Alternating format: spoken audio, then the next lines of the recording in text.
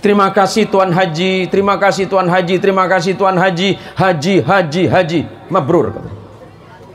Mendengar doa yang begitu panjang itu ngeri saya, ya Allah, saya memberi hanya sedikit ya Allah, tapi doanya mampu menggetarkan arasy-Mu ya Allah. Doa yang sangat indah, keluar dari lisan yang biasa, tapi hati yang penuh rasa malu kepada Allah. Sesampainya di rumah ternyata uang itu masih ada 5.000. Saya bilang sama istri, Mi, kok uang saya masih ketinggalan 5.000? Padahal tadi lillahi ta'ala niatnya saya mau kasih 20.000. Istri saya jawab, mungkin itu rahasia dari Allah. Mendengar ucapan istri baru hati saya tenang.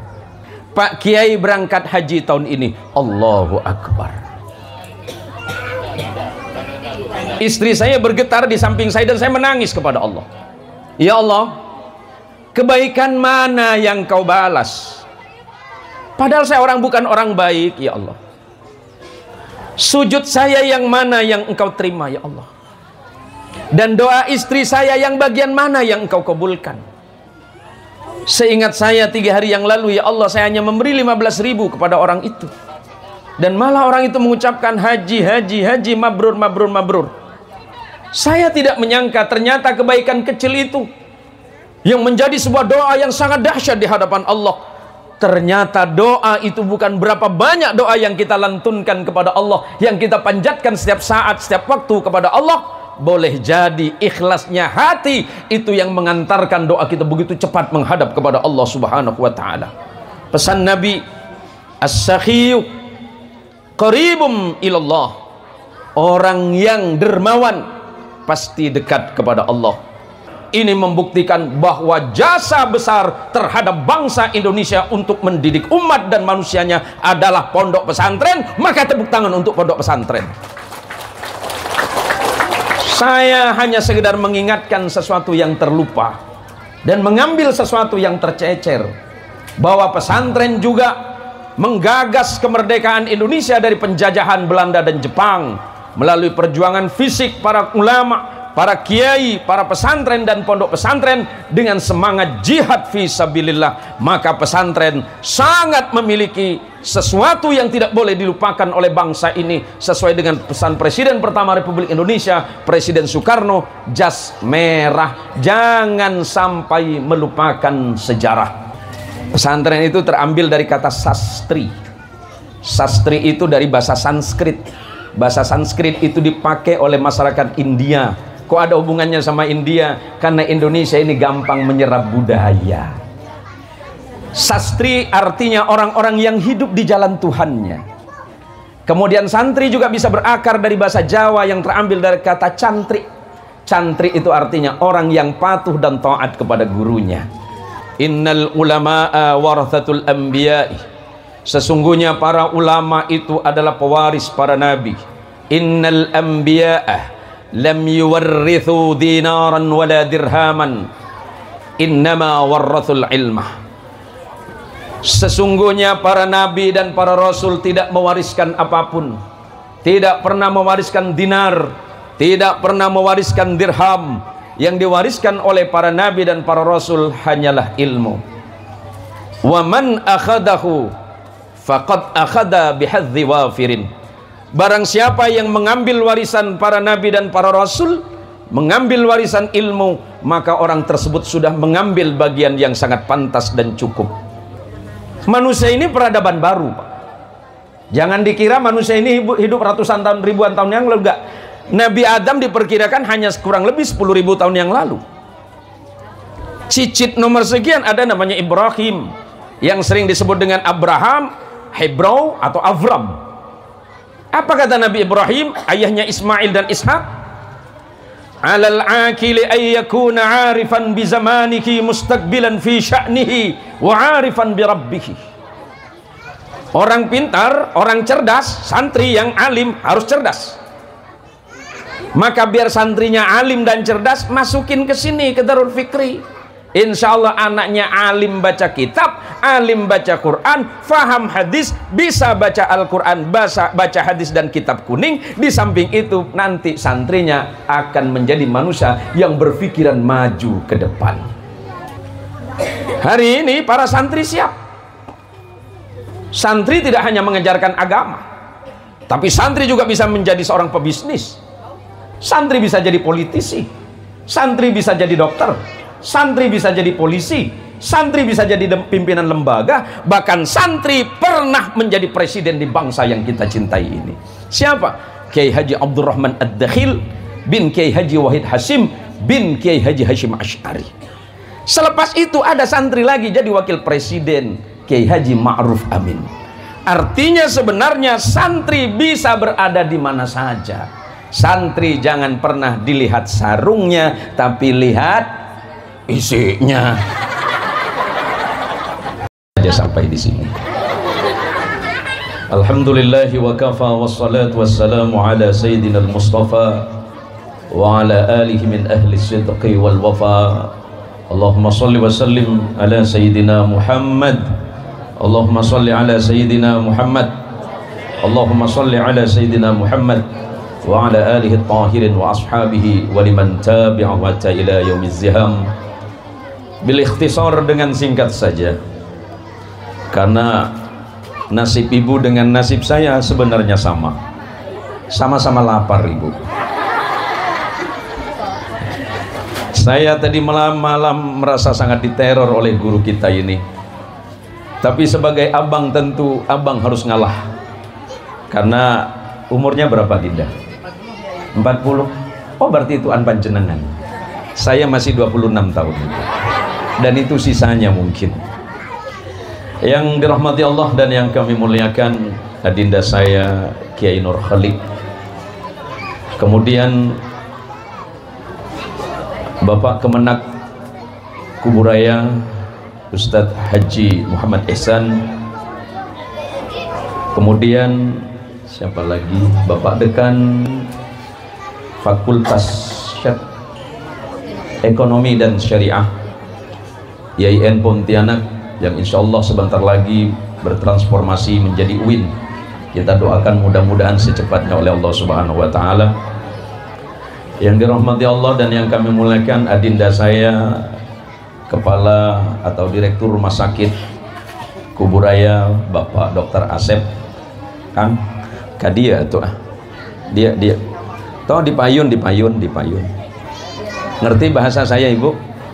Saya bahasa Sunda tuh. Karena alhamdulillah biidznillah saya hari ini diperkenankan oleh Allah dan diizinkan untuk menggunakan bahasa pengantar sebanyak 7 bahasa yang saya pakai.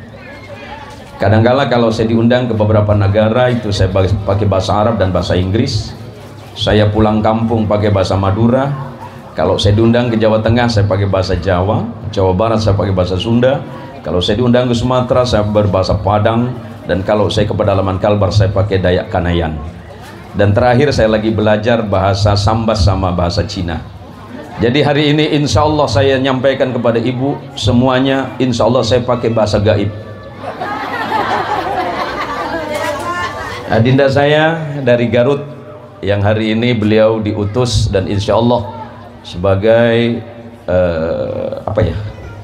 pelaksana dari AWI Amazing Wakaf Indonesia, Kepala Regional Kalbar. Ibu, Bu, berapa menit waktu saya? Saya sebenarnya mau liatin cincin. Ini kayak Nurholik main cincin dari tadi. Ini cincin saya cincin biasa, tapi kemarin di bandara ditawar 5 miliar. Enggak saya kasih. Bukan masalah batu, diminta sama jarinya. Ya saya tolak dong. Kiai, itu yang paling besar batu apa namanya?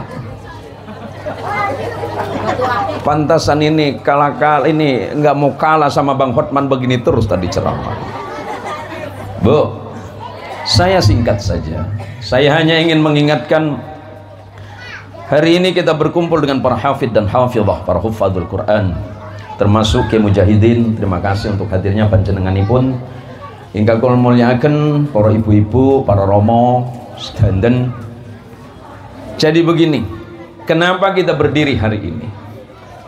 Walaupun kemarin saya baru pulang dari Kabupaten Ketapang dan insya Allah besok saya berangkat ke Surabaya karena ada pengajian di Kabupaten Pamekasan dan Kabupaten Sampang. Sebenarnya tadi malam beliau bukan nelpon, tapi lebih tepatnya itu neror abang. pakai acara nangis lagi. Beliau telepon, aduh Kakanda tolonglah saya, ini kiai yang dari Jakarta ini uzur syar'i nggak bisa hadir. Terus ya kalau bisa besok hadir. Awalnya saya nolak, tapi kalau udah pakai acara nangis, jangankan manusia, Allah aja nggak nolak. Kalau udah pakai acara nangis-nangis, siapa yang bisa nolak? Ini senjata ibu-ibu. Ibu-ibu kalau ditolak sama laki, sama suami, senjata terakhirnya apa? Nangis. Cengeng lu ah. Bu, pesantren itu saya sampaikan singkat saja, karena waktu kita sudah siang. Mohon maaf beberapa teman-teman. Pak Kades, ada Pak Kades ya, Pak Kapolsek yang mewakili ini, mohon maaf. Kemudian teman-teman lembaga, pesantren itu punya sumbangsih dan jasa besar terhadap sebuah bangsa yang bernama Indonesia. Saya jelasin karena saya penutur sejarah. Saya selesai sejarah saya mengambil major history di sebuah negara yang bersebelahan dengan Eropa. Dijelaskan bahwa pesantren pertama kali berdiri di Indonesia walaupun tidak tercatat itu masa Sunan Ampel. Berarti menjelang abad ke-15 walaupun tidak tercatat dengan baik, Sunan Ampel sudah menggagas berdirinya pesantren. Kemudian di pulau kecil yang bernama Pulau Madura di abad ke-17 pada tahun 1702 berdiri sebuah pesantren yang bernama Nadhatut Tullab yang ada di Camplong, Kabupaten Sampang. Tahun 1702 sudah berdiri, berarti pesantren itu berdiri 322 tahun yang lalu. Bergeser ke Sumeneb ada namanya pesantren An-Nuqayah Lukulu, berdiri tahun 1780, berjarak hanya 9 tahun dari berdirinya kerajaan Pontianak. Kemudian nyebrang di sana ada pondok pesantren Sidogiri yang berdiri sekitar kurang lebih tahun 1740 sekian. Kemudian ada lagi pesantren yang ada di Jenggabuan yang ada di Sampang, di Bangkalan Madura, didirikan oleh Hadratus Syekh Khalil Bangkalan pada tahun 1860 sekian. Dan banyak sekali pondok pesantren yang berdiri ratusan tahun yang lalu. Ini membuktikan bahwa jasa besar terhadap bangsa Indonesia untuk mendidik umat dan manusianya adalah pondok pesantren. Maka tepuk tangan untuk pondok pesantren. Saya hanya sekedar mengingatkan sesuatu yang terlupa dan mengambil sesuatu yang tercecer, bahwa pesantren juga menggagas kemerdekaan Indonesia dari penjajahan Belanda dan Jepang melalui perjuangan fisik para ulama, para kiai, para pesantren dan pondok pesantren dengan semangat jihad fi sabilillah. Maka pesantren sangat memiliki sesuatu yang tidak boleh dilupakan oleh bangsa ini, sesuai dengan pesan Presiden pertama Republik Indonesia, Presiden Soekarno, jas merah, jangan sampai melupakan sejarah. Maka mudah-mudahan Darul Fikri ini menjadi tempat bagi anak dan putra-putri kita semuanya belajar dan menimba ilmu Allah di pondok ini sesuai dengan standar agama Islam, bahwa Islam itu, iman itu harus didasari oleh nilai-nilai keilmuan, dan ilmu agama yang paling tepat adalah melalui pondok pesantren, karena sanad pengetahuan dan ilmu agama hanya ada di pondok pesantren. Lagi-lagi tepuk tangan untuk pondok pesantren. Ustadz ceramahnya kok ngegas, biasanya kalem. Gimana mau nggak ngegas? Perut lapar suruh ceramah. Allahumma sholli ala Muhammad.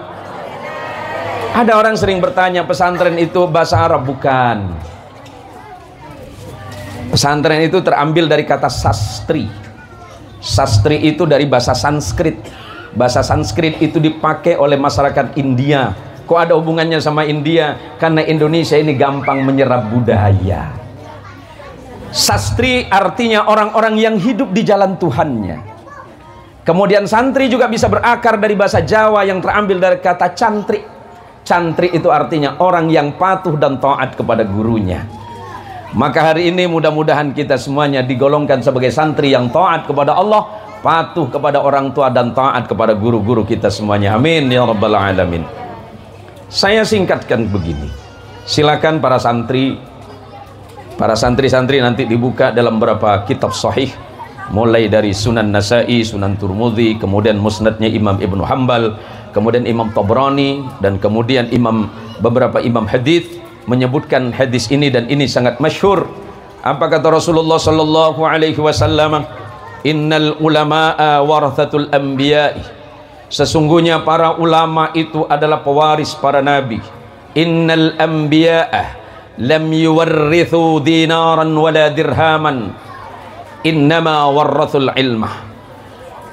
Sesungguhnya para nabi dan para rasul tidak mewariskan apapun, tidak pernah mewariskan dinar, tidak pernah mewariskan dirham. Yang diwariskan oleh para nabi dan para rasul hanyalah ilmu. Wa man akhadahu faqad akhada bihadzi wafirin. Barang siapa yang mengambil warisan para nabi dan para rasul, mengambil warisan ilmu, maka orang tersebut sudah mengambil bagian yang sangat pantas dan cukup. Ini saya lihat tadi ada yang dari Bebek Bujang. Kemana ini? Oh, saya pikir ngambil bebek bujangnya, Pak. Ibu-ibu udah cemas-cemas semua ini. Alhamdulillah dapat bebek bujang. Nggak dapat bebek bujang tak apalah, adiknya bebek pun tak apalah. Ayam ya Kiai ya? Aman ya? Kalau nggak aman saya turun sekarang Kiai. Allahumma sholli ala Muhammad. Menuntut ilmu itu wajib. Ini ada teman-teman dari Geni Nusa. Apa namanya tuh? Gerakan Entrepreneur Santri Nusantara. Luar biasa. Kalau dulu santri itu identik dengan sarung, kalau dulu santri itu identik dengan Quran dan hadis dan kitab kuning. Tapi transformasi pengetahuan di pondok pesantren berubah setelah abad 19. Karena kebutuhan umat tidak hanya sekedar persoalan agama yang menyangkut hubungan atau relasi kita kepada Allah Tuhan kita, tetapi ternyata santri juga harus siap. Saya mengutip ucapan Nabi Allah Ibrahim alaihi salatu wassalam 5.000 tahun yang lalu. Manusia ini peradaban baru, Pak. Jangan dikira manusia ini hidup ratusan tahun, ribuan tahun yang lalu. Enggak. Nabi Adam diperkirakan hanya kurang lebih 10.000 tahun yang lalu. Cicit nomor sekian ada namanya Ibrahim, yang sering disebut dengan Abraham, Hebrau atau Avram. Apa kata Nabi Ibrahim, ayahnya Ismail dan Ishak? Alal akili ayyakuna arifan bi zamanihi mustaqbilan fi sya'nihi wa arifan bi rabbih. Orang pintar, orang cerdas, santri yang alim harus cerdas. Maka biar santrinya alim dan cerdas, masukin ke sini ke Darul Fikri. Insya Allah anaknya alim baca kitab, alim baca Quran, faham hadis, bisa baca Al-Quran, baca hadis dan kitab kuning. Di samping itu nanti santrinya akan menjadi manusia yang berpikiran maju ke depan. Saya kalau ingat nama Darul Fikri jadi ingat masa di pesantren dulu. Kalau di pesantren standar kitab kuning yang mahal itu cetakan Bayrut, cetakan Darul Fikri. Kalau dulu udah nyebut Darul Fikri ngeri gitu, karena hanya anak kiai-kiai besar saja yang mampu beli kitab itu. Mudah-mudahan sesuai dengan namanya Darul Fikri, tempat atau daerah yang dipenuhi dengan akal sehat. Dan insya Allah Darul Fikri akan menyumbangkan itu untuk umat. Amin. Apa kata Nabi Ibrahim? Orang yang pintar, orang yang hebat harus tahu kebutuhan zamannya. Hari ini para santri siap. Santri tidak hanya mengajarkan agama, tapi santri juga bisa menjadi seorang pebisnis. Santri bisa jadi politisi, santri bisa jadi dokter, santri bisa jadi polisi, santri bisa jadi pimpinan lembaga, bahkan santri pernah menjadi presiden di bangsa yang kita cintai ini. Siapa? Kiai Haji Abdurrahman Ad-Dakhil bin Kiai Haji Wahid Hasim bin Kiai Haji Hashim Asy'ari. Selepas itu ada santri lagi jadi wakil presiden, Kiai Haji Ma'ruf Amin. Artinya sebenarnya santri bisa berada di mana saja. Santri jangan pernah dilihat sarungnya, tapi lihat isinya.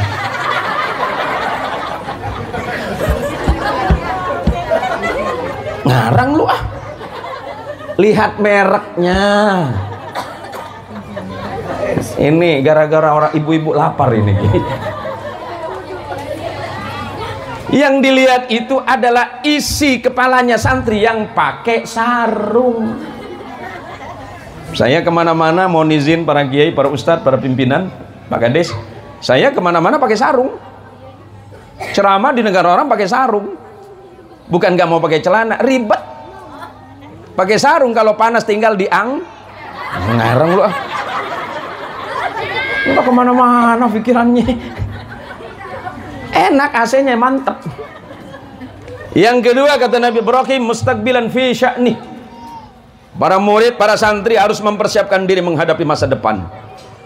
Hari ini kemajuan teknologi sudah siap diterima oleh setiap orang. Karena saya dengar di Indonesia ini hampir setiap rumah tangga, setiap ibu, bahkan kalau rumah itu isinya 5, HP-nya 5. Cuma saya aja yang nggak pernah pegang HP. Nggak pernah pegang HP, Pak. Bukan saya menolak itu, enggak. Kiai, mohon izin para kiai. Kiai ulama harus kaya. Katanya kiai, enggak. Karena Al-Quran menyebutkan kata infak itu 74 kali di 25 surah. Gimana kita mau berinfak kalau duitnya nggak ada? Ibu, halo Ibu. Ini musim hujan ya di sini. Oh, pantesan nggak ada air minum. Bukan minta Kiai, cuma ngasih tahu aja. Cincin aja digedein, air nggak punya. Gas lagi nih. Saya kalau ceramah mohon izin, nanti khawatir ada beberapa pejabat yang tidak nyaman dengan bahasa saya. Saya kalau ceramah nggak pakai rem, gas semua. Yang ketiga, wa'arifan bi rabbihi. Santri harus tahu siapa Allah Tuhannya. Gimana kita jadi orang pintar, jadi orang cerdas, jadi manusia modern, kalau hanya kemodernan dan ilmu dunia yang kita punya?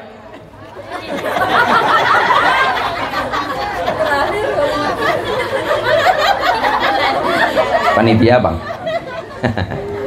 Bisa berantem di sini enggak? Gitu Bu.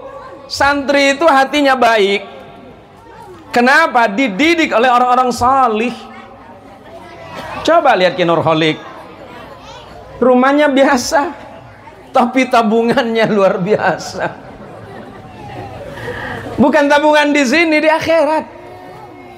Maka ada istilah santri, kami ini hanya gandule sarungi kiai. Nah kami ini bingung dengan kata kiai yang hanya ada di dunia pesantren. Konon dulu kiai itu terambil dari bahasa Tiang Jawi, artinya ikiai opo onone. Ini saja apa adanya. Yang bisa mengantarkan kita dekat kepada Allah, sinten niki, sinten ikiai. Atau terambil dari bahasa India bagian utara, kiahai. Pernah sering nonton film India? Kan ada orang India kalau ngomong acha kiahai, kiahai, artinya kebaikan dan kasih sayang. Karena para kiai itu innalladzina amanu wa amilus solihati sayaj'alu lahumur rahmanu wudda. Orang-orang yang beriman marang Gusti Allah beramal soleh, sinten? Siapa? Saha eta teh? Punten Pak Dokter, kalau ibu-ibu Darul Fikri kalau sakit di rumah sakit gratis ente? Gratis ya, tapi bayarnya seminggu setelahnya ya. Bu, mumpung ada direktur rumah sakit itu, nanti minta foto bareng. Kalau masuk rumah sakit kasih tahu uang mukanya. Oh nggak usah, saya kenal sama dokternya kok. Orang yang beriman dan beramal saleh, Allah jadikan hatinya lembut. Maka kiai perilakunya lembut, ucapannya sopan, tindak tanduknya sesuai dengan aturan Allah, kesehariannya itu pasti manfaat karena mencontoh Rasul sallallahu alaihi wasallam, al ulama warathatul anbiya. Para ulama itu pewarisnya para nabi. Kalau sudah mewarisi sifat nabi berarti hatinya baik. Nabi kalau dicaci maki orang, nabi membalas tidak? Tidak. Kalau ibu katanya ikut nabi. Cok, nggak usah lama-lama, nanti malah pinter semua ini, bahaya ini. Bu, kalau ada tetanggamu baik, balas baik enggak? Pak, ini pertanyaan khusus untuk Bapak. Bapak pengennya bapak meninggal duluan apa istri? Ya udah jujur aja, nggak boleh bohong, ini pesantren barokah Pak. Mending istri dulu yang mati apa suami? Namanya siapa? Iya, nama ibu siapa? Namanya teh saha? Namanya siapa? Iya. Yang jawab mati laki siapa tadi? Memang sesakit hati apa engkau sama laki engkau?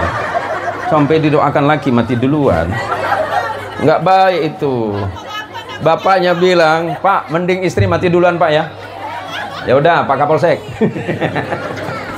Mending istri apa bapak?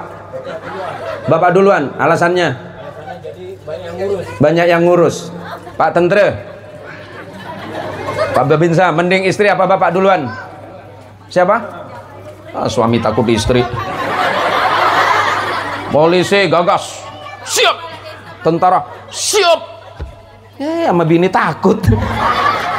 Gak usah ngomong-ngomong Pak, nasib saya juga sama dengan bapak. Pak Dekan, izin. Pak Dekan, berani nggak sama istri? Berani? Berani. Oh, cuma istrinya lebih berani, keren. Pak Kemenak, masih berani sama istri? Insya Allah. Oh, keren beliau Pak.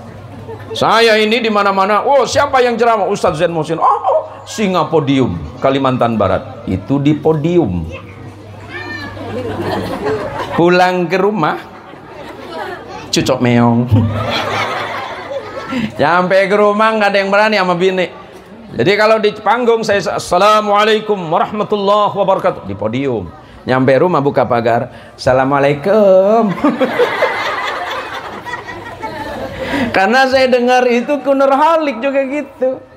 Saya tanya, kok pelan kalau salam di rumah? Sunnah Nabi. Gaya ngeles.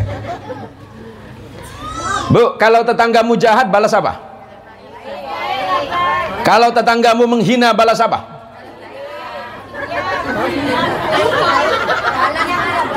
Balas baik, Ustaz. Islam itu mengajarkan hal yang sederhana. Kalau memang kamu dicaci oleh orang lain, balasnya cacian itu dengan doa kebaikan. Sebagaimana Rasulullah Muhammad SAW membalas cacian, hinaan dan ancaman dengan doa terbaiknya, Allahumma hdi qaumi fa innahum la ya'lamun. Ya Allah kata Nabi, berikan petunjuk bagi umatku yang mungkin lidahnya kasar hari ini, ucapannya yang tidak baik dan umpatannya yang menyakitkan. Mereka seperti itu ya Allah, karena mereka tidak tahu. Nurhalik bangun pesantren ini bukan ujuk-ujuk seperti ini. Awalnya susah, karena orang beriman semakin beriman harus semakin diuji. Bagaimana mungkin kita disebut beriman kalau tidak siap menerima ujian? Ahasiban nasu ayyatraku ayyaqulu amanna wa hum la yuftanun. Apakah manusia itu mengira orang sungai Belidak? Sungai Belidak? Berarti banyak ikan belidak. Dolo. Tapi durian masih ada. Durian masih ada. Pernah sedekah durian? Gak pernah. Saya suatu hari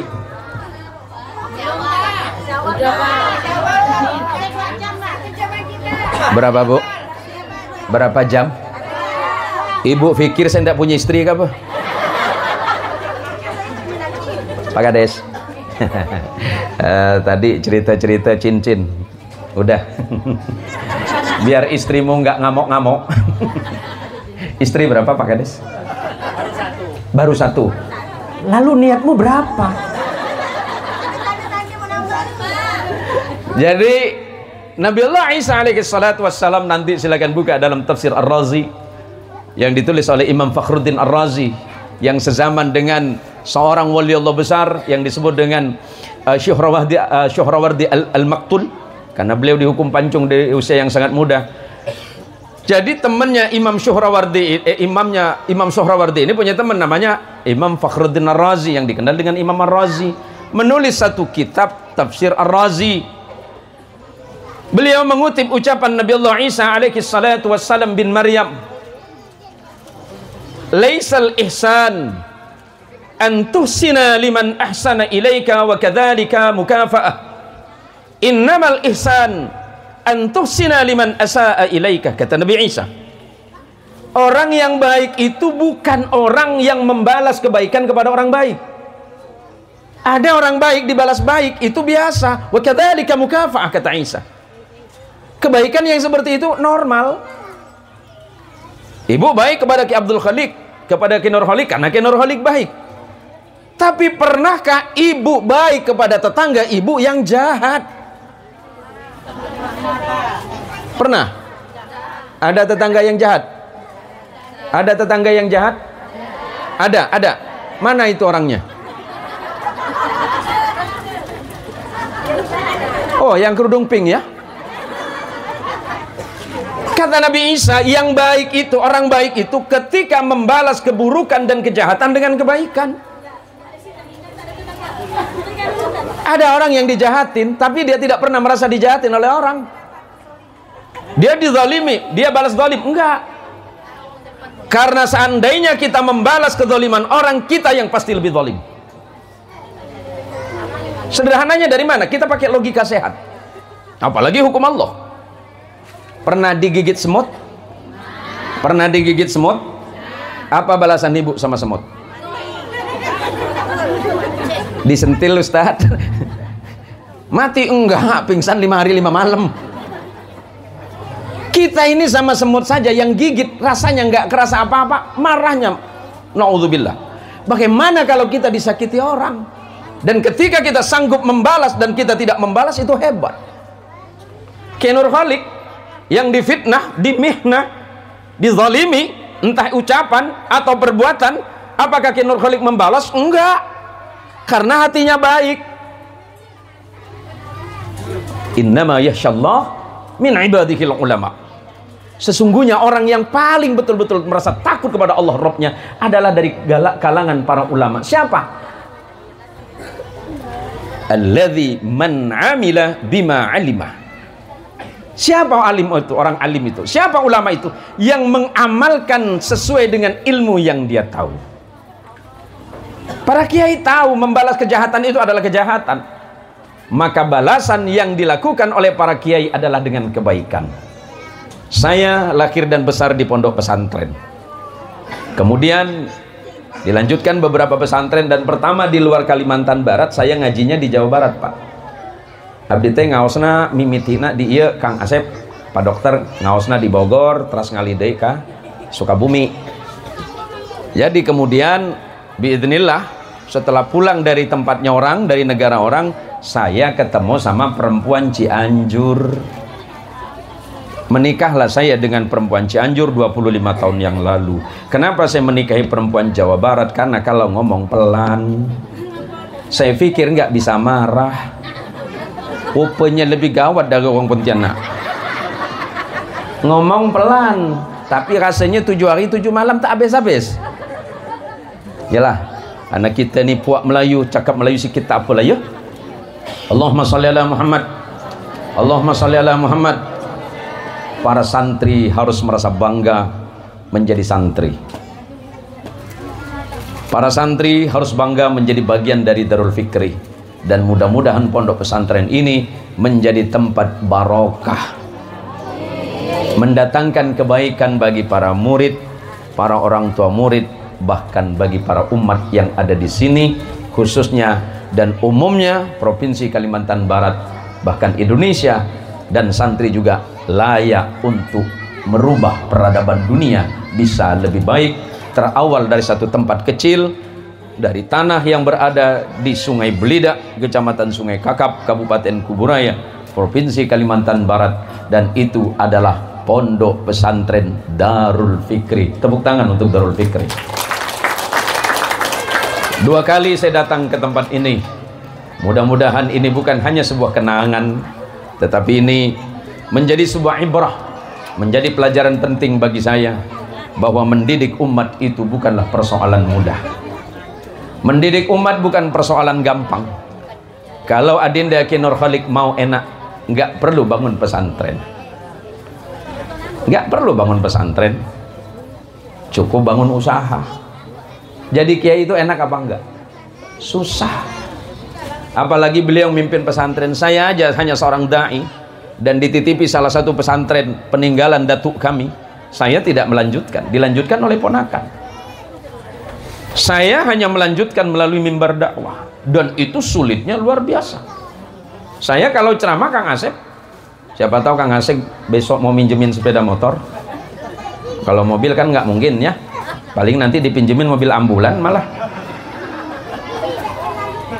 Saya keluar masuk kampung ibu, karena mungkin beberapa ustadz-ustadz muda, mohon maaf, ustadz-ustadz muda itu biasanya agak kurang pas kalau masuk ke daerah-daerah, suka nggak tahan. Tapi saya diizinkan oleh Allah, walaupun sedikit masih dikasih kesabaran, walaupun sedikit. Saya sepanjang tahun selama 12 bulan ya, kalau dikumpulin paling di rumah hanya berapa bulan, karena kurang lebih mulai dari awal Rajab sampai nanti akhir Ramadan. Karena nanti saya bilang sama asisten, nanti mulai Dzulqa'dah saya minta untuk tidak menerima jadwal, karena insya Allah kalau Allah mentakdirkan saya tahun ini, saya berangkat sebagai pembimbing haji, sebagai pembimbing haji daerah, kebetulan mewakili Kuburaya. Bapak Kemenak mohon izin menyampaikan ini biidznillah. Caranya apa? Allah punya cara. Saya tahu-tahu 3 hari sebelum ini panas ibu, mohon izin sebentar saya minum ya.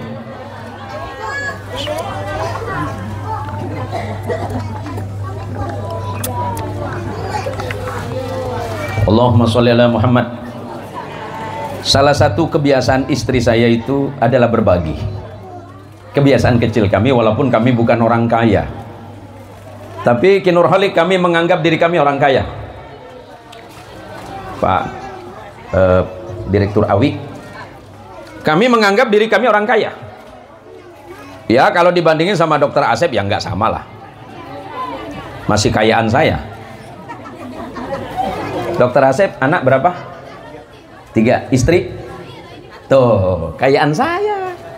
Anak saya 5, istri berapa? 1 juga bu, 1 juga nggak berani saya bu. Suatu hari saya lagi jalan ngantar istri beli sayur. Kebiasaan istri kan saya selalu berbagi, walaupun sekecil apapun. Berbagi sekecil apapun itu baik bu, walaupun mungkin orang lain tidak menganggap itu baik. Jadi saya keluar sama istri, pulangnya saya niat mohon izin di saku saya ada uang 20.000. Maksud saya mau saya kasih semua. Kebetulan ada musafir yang lewat, biidznillah saya diizinkan oleh Allah untuk berbagi. Saya bilang, bu mohon maaf saya ada sedikit rezeki, siapa tahu ibu mau sarapan. Apa jawaban ibu itu? Terima kasih Tuan Haji, terima kasih Tuan Haji, terima kasih Tuan Haji, haji mabrur. Mendengar doa yang begitu panjang itu ngeri saya, ya Allah, saya memberi hanya sedikit ya Allah, tapi doanya mampu menggetarkan arasy-Mu ya Allah. Doa yang sangat indah, keluar dari lisan yang biasa, tapi hati yang penuh rasa malu kepada Allah.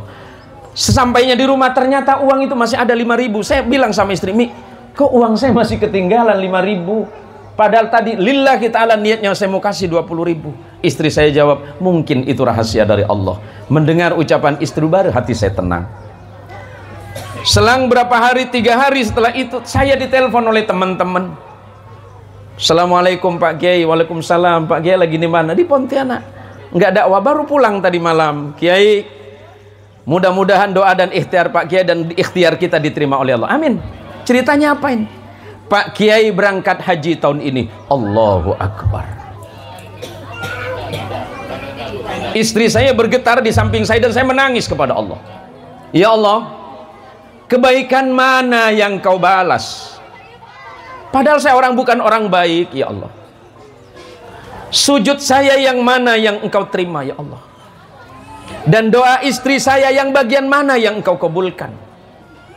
Seingat saya 3 hari yang lalu, ya Allah, saya hanya memberi 15.000 kepada orang itu, dan malah orang itu mengucapkan haji, mabrur, mabrur, mabrur. Saya tidak menyangka ternyata kebaikan kecil itu yang menjadi sebuah doa yang sangat dahsyat di hadapan Allah. ternyata doa itu bukan berapa banyak doa yang kita lantunkan kepada Allah, yang kita panjatkan setiap saat, setiap waktu kepada Allah. Boleh jadi ikhlasnya hati itu yang mengantarkan doa kita begitu cepat menghadap kepada Allah Subhanahu wa ta'ala. Pesan Nabi, as-sakhiyu qaribum ilallah. Orang yang dermawan pasti dekat kepada Allah. Atau as-sakhiyu qaribum minallah. Orang dermawan dekat kepada Allah.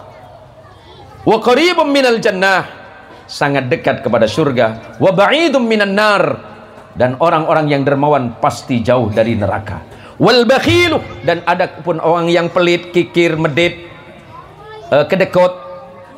Orang sini sebut apa? Kedekut. Apa ge? Mesin. Orang kampung saya bilang garam tuku. Tahu garam tuku? Zaman kita kecil lagi 70-80 kan ada garam yang bentuk tukuk tu.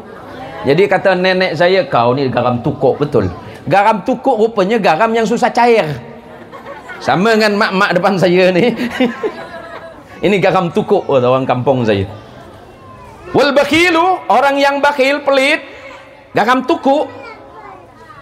Ba'idum minallah, pasti jauh dari Allah. Jauh dari Allah. Dekatnya kemana? Wa qaribum minan nar, ba'idum minal jannah, jauh dari surga. Wa qaribum minan nar, dan sangat dekat kepada neraka. Harta yang kita punya bukan milik kita semua, tapi Allah titipkan dan ada hak orang lain di dalamnya. Jangan pernah khawatir dan takut miskin, kalau selagi kemiskinan penuh rasa syukur kepada Allah. Dan jangan pernah takut kaya, selagi kayanya diambil dari jalan halal dan infakkan kepada hal yang manfaat. Sahabat Nabi ada 5 orang yang dijamin masuk surga dan kaya raya semuanya dari 10 orang. Yang pertama, sahabat Abdurrahman bin Auf. Abdurrahman bin Auf, ba'dal kil, sejarawan menyebut, ketika Abdurrahman bin Auf wafatnya, sisa dibaginya uang atau harta kepada istri dan keturunannya masih tersisa 7,6 triliun. Ada sahabat Utsman bin Affan, setelah dibagi masih tersisa 1,8 triliun. Ada sahabat Zubair ibnul Awam, setelah dibagi masih ada sisa 500 miliar lebih. Ada Sa'ad bin Abi Waqqas, kemudian Talha bin Ubaidillah yang kekayaannya juga ratusan miliar. Artinya kita kaya tidak mengapa. Bu, mending kaya apa miskin? Mending kaya apa miskin? Mau kaya apa miskin? Baik, Bapak mau kaya apa miskin? Mau kaya apa miskin, Pak? Ternyata Bapak nggak suka kaya. Bapak mau istri 1 apa 2? 2. Dah. Yang penting sudah jelas semuanya, sudah paham semuanya. Karena waktu ini, selepas ini masih ada acara yang lain. Mudah-mudahan walaupun singkat, ini manfaat untuk kita semuanya, untuk lebih senang beribadah dan berbagi di jalan Allah Subhanahu wa ta'ala. Karena kebaikan sekecil apapun, Allah pasti berikan jalan keluar. Dan orang yang mudah memberikan, Allah pasti tidak akan lupa untuk membalasnya. Di balik setiap kesulitan, adindaku Kiai Nur Khalik, fa inna ma'al usri yusra, inna ma'al usri yusra.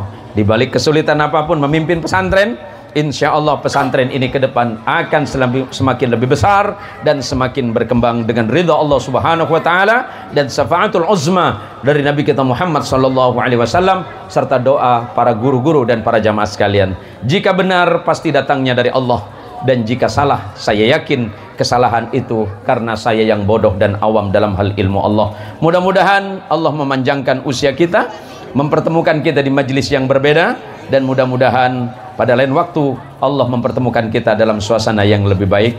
Mohon doanya karena besok saya harus berangkat penerbangan jam 11 karena ada beberapa pengajian di Pulau Madura, tepatnya. Ibu ada yang mau berbagi ya? Siap. Keluarkan infak terbaik. Niatkan infak ini untuk pembangunan pondok pesantren dan madrasah di tempat ini. Pahalanya kita hadiahkan kepada orang tua kita masing-masing. Kita hadiahkan. Karena kata Nabi, dari 5 perkara yang masih boleh dilakukan setelah orang tua tidak ada adalah wa infadu ahdihima, memenuhi niat dan nazar kebaikan dari orang tua. Niatkan. Siapa mak bapak atau nenek yang sudah wafat, niatkan pahalanya ke sana. Silakan dibagikan. sallallahu ala Muhammad, sallallahu alaihi wasallam, sallallahu ala Muhammad, sallallahu alaihi wasallam, sallallahu ala Muhammad, sallallahu alaihi wasallam, sallallahu ala Muhammad, sallallahu alaihi wasallam, sallallahu ala Muhammad, sallallahu alaihi wasallam, sallallahu ala sallallahu alaihi wasallam. Allahumma salli ala Sayyidina Muhammad. Terima kasih, mohon maaf atas segala kekurangan, terkhusus kepada Adinda Kiai Nur Khalik serta seluruh majelis keluarga pesantren Darul Fikri. Hadanallahu wa iyyakum ajma'in. Wallahul muwaffiq ila aqwamit thariq. Wassalamualaikum warahmatullahi wabarakatuh.